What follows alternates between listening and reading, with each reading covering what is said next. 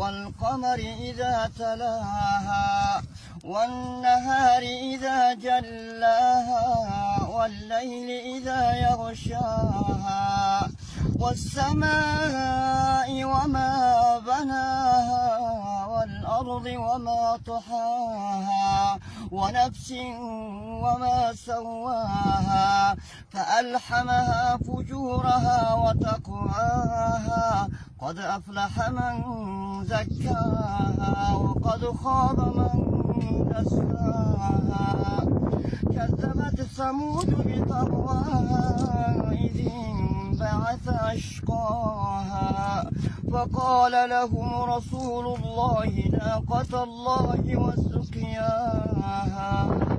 فكذبوه فعقروها فدمدم عليهم ربهم بذنبهم فسواها ولا يخاف عقباها صدق الله